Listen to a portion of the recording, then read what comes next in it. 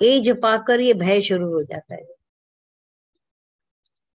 मैं जाऊं पहले, बोले मैं जाऊं पहले, केवल अपने उस सुख के लिए, मुझे दुख न देखना। तुम्हारी सोची भी होती है कुछ बात, मैं पहले चली जाऊं तो अच्छा है, मैं पहले चला जाऊं तो अच्छा है। कई बार ऐसा होता है, दादर में सामने रहते थे वहां पर लोग, तो आदमी का शरीर, और ऐसे तो ये अक्षमता है, किसी ने बोला, माता ने किसी के लिए बोला था, बोला कि बड़े दोनों एज वाले एक रूम में, दूसरा एक रूम में रहते थे, सेवा होती थी।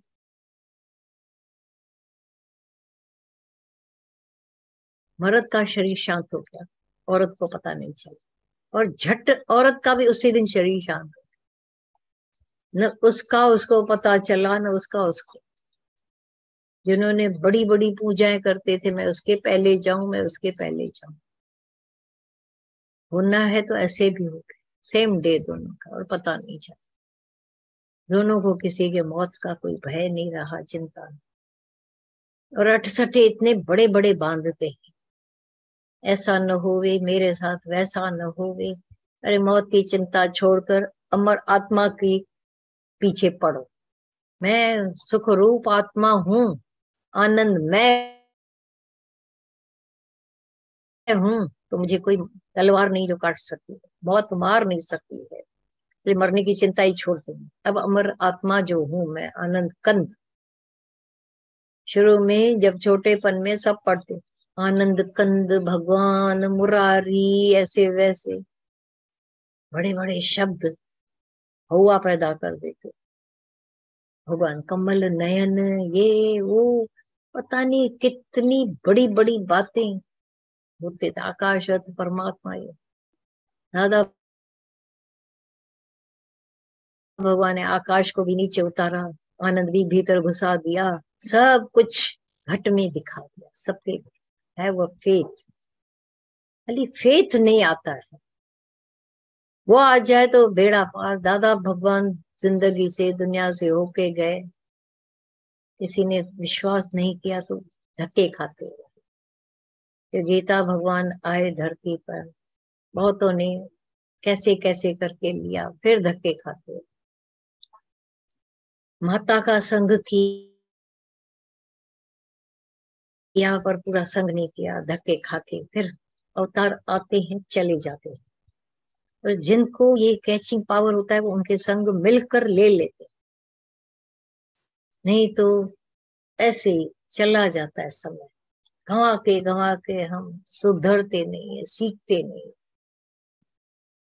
आज और मौके आते हैं, हम अंदर समझ जाएं कि गोल्डन टाइम मिला हुआ है, ऐसा नहीं आएगा फिर से, नेवर। सारे चारों युगों में फिर से ऐसा समय नहीं आएगा। जो भी समय चारों युग के बाद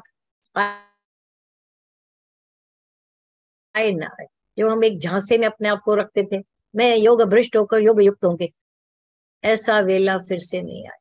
जिस समय तुम बैठे हो, सत्संग चल रहा है, वैसा समय फिर से ऐसा नहीं होगा। तो अच्छा, होंगे। आज क्या मुसीबत है, आज क्यों देरी हो रही है, कौन सी साधना करके तैयार होना है। अरे, घूमने के लिए जाते हैं तो थोड़ा तैयारी में टाइम लगता है, इसमें तो ये भी टाइम नहीं। दिया बाती तेल तैयार करो, उसमें भी टाइम लगता है। पर अपने स्वरूप को कैच करने में तो कोई टाइम नहीं लगता, और हम वर्षों ऐसे ही गंवा देते हैं। क्या कमाल है, फिर अपने आप को कंडेम करते हैं, मैं ऐसे लायक नहीं हूं। किसी ने तुमको नहीं बोला, अगर हम में से एक जना भी आप लोगों को बोलता, इतना बड़ा चीरा हो जाता कि मेरे को बोला गया, उसके उस शब्दों को सारी दुनिया में ढिंडोरा पीटते। अपना ढिंडोरा पीटो कि तुमने अपने आप को कितने कितने बार कंडेम किया है, गिराया है, अपनी नजरों से अपने आप को गिरा के बैठे। गुरु रोज हमको चढ़ाता है, हमने खुद को गिराया था, गुरु चढ़ाता है, फिर गिराया, फिर चढ़ाता है। संत खड़ा था नदी किनारे, तो देखा एक बिच्छू पानी में जा रहा है। संत ने उसको हाथ से निकाला तो डंक मारा। संत ने दवाई लगा दी।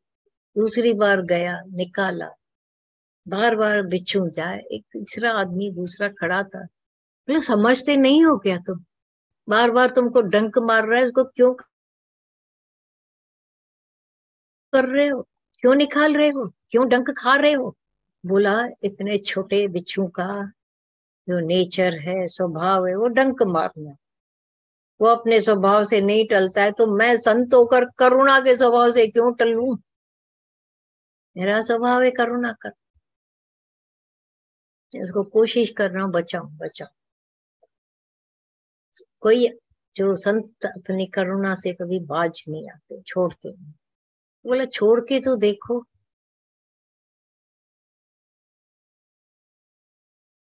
गंदी बातें छोड़कर देखो तो तुम्हारे अंदर की करुणा करके ऐसी निकलेगी कि सारी दुनिया को नहलवा दो। फिर कोई गुमराह नहीं करेगा, तो कोई कुसंग अपनी तरफ नहीं खींचेगा। जब हम कुछ छिपाते हैं तो कुसंग भी आकर वार करता है।